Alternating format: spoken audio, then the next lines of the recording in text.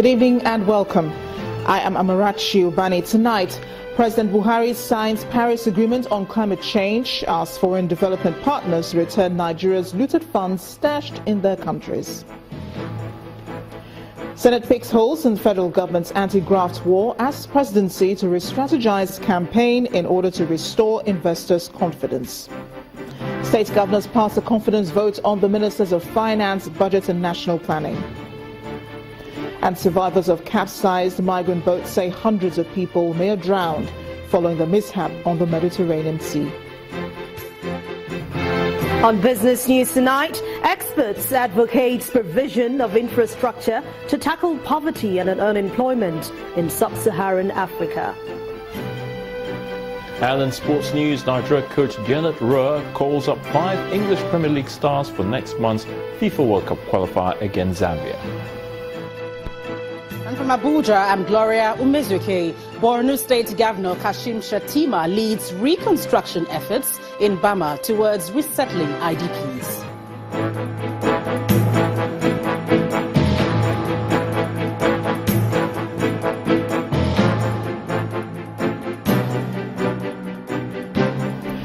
The President has signed the Paris Agreement on climate change in demonstration of Nigeria's commitment to global efforts aimed at reversing the menace.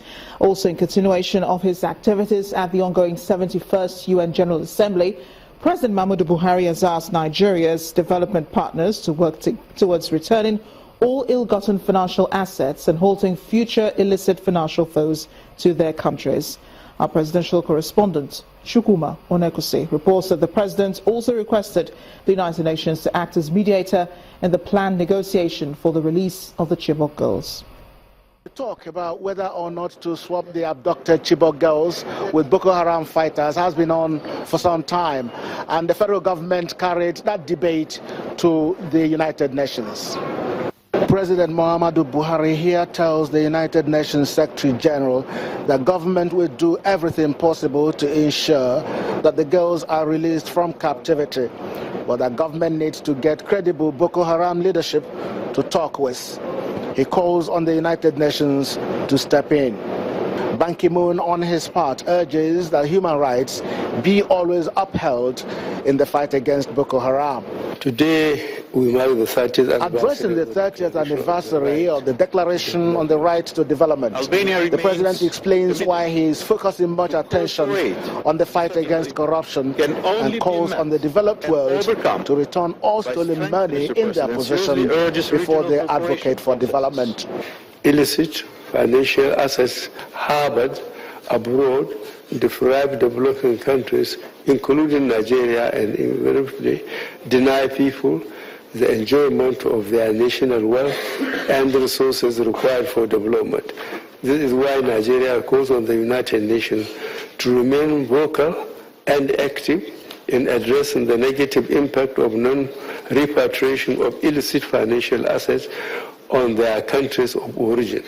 As soon as stolen assets are legally established, they should swiftly be repatriated.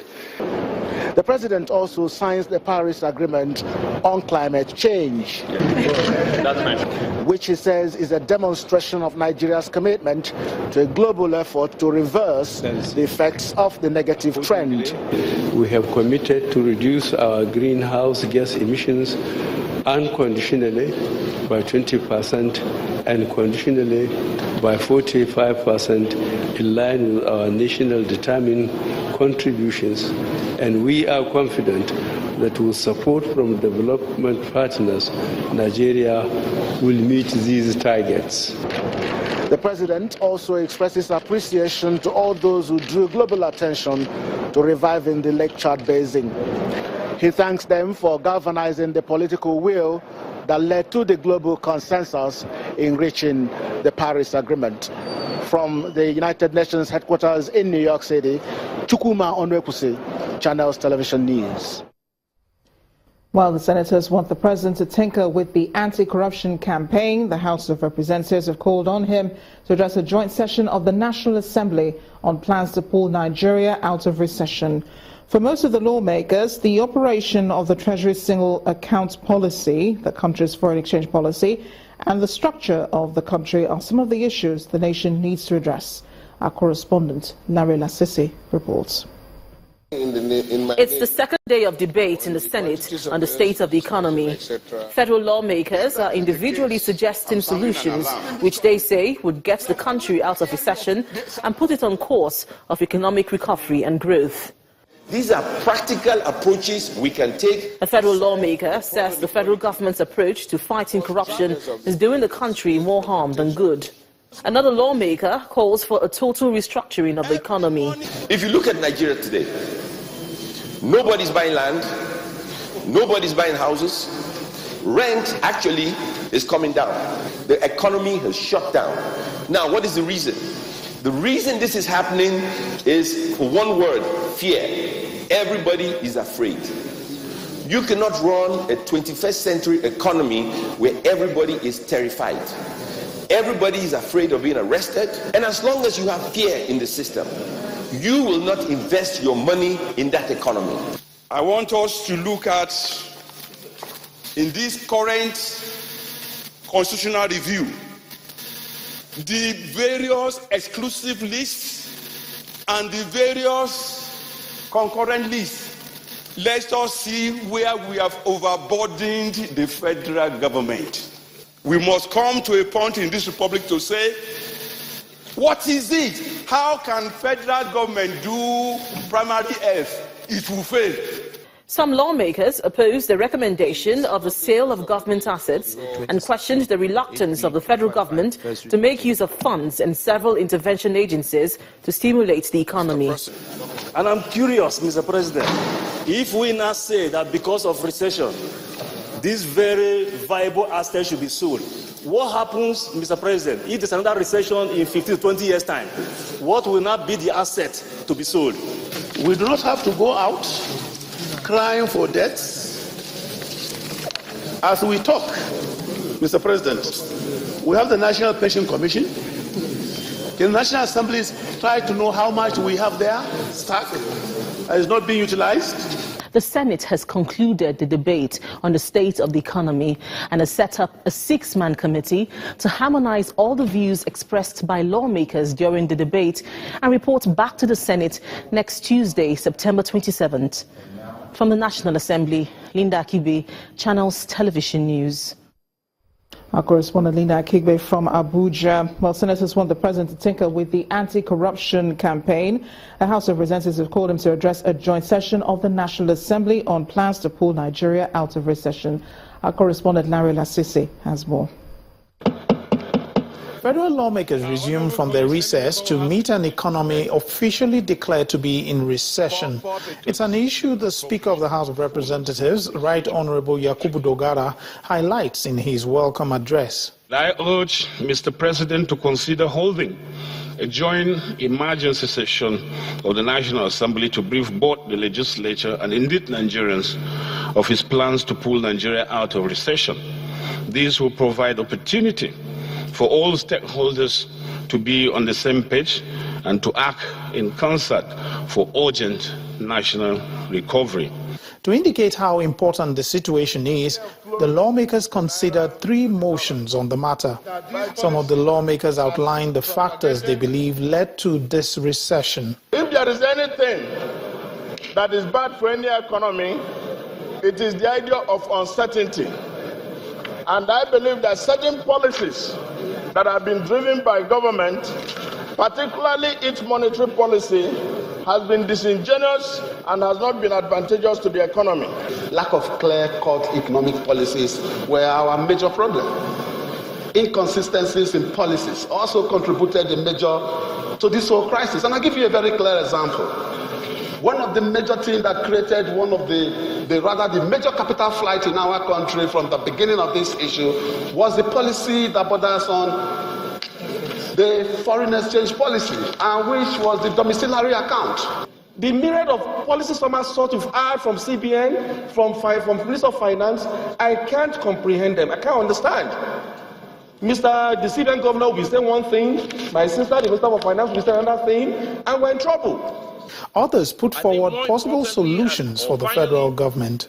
For as long as the federal government is controlling 80% of the responsibilities of government, no matter how much money you make, the federal government will be overburdened. The House, however, agreed with the Speaker and resolved to meet with the Senate to reach a consensus on the need to invite President Muhammadu Buhari to a joint session of the National Assembly. The President will be expected to address the lawmakers on plans to move Nigeria out of recession. Lanre Lasese, Channels Television News. Meanwhile, Nigerian governors have passed a vote of confidence on the Finance Minister, Mrs. Kemi Adeosun, and the Minister of Budget and National Planning, Senator Udo Udoma, over their handling of the nation's economy. The governors gave both ministers their backing during the meeting of the National Economic Council, chaired by the Vice President, Professor Yemi Osinbajo, today. They also agreed that the two ministers be commended for their efforts in reviving the ailing economy caused by falling oil prices.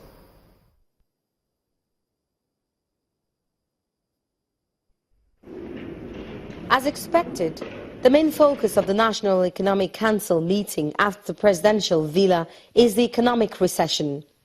The Council of Ministers and Governors, led by the Vice President, Professor Yemi Osinbajo, debriefed the Ministers of Budget and National Planning and Finance, as well as the Central Bank Governor, on the strategies to take the country out of the woods. Briefing State House correspondents after the closed-door meeting, the Deputy Governor of Ogun State says the central bank would henceforth adopt best options to manage the situation. We'll introduce cautious monetary policy orientation as dictated by consumer price and exchange rate. 2. Adoption of policy tightening measures for flexible forex rates to address persistent pressures occasioned by scarcity and speculative demands. 3. Improving market dynamics by Central Bank of Nigeria. 4. Interventions to states in the area of salaries and in commercial agriculture.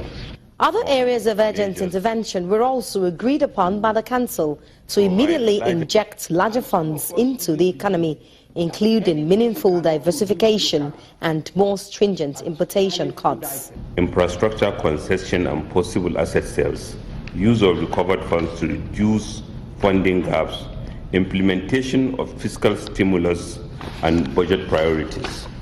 Fast-track procedures through legislation and implementation of strategic implementation plan of the budget.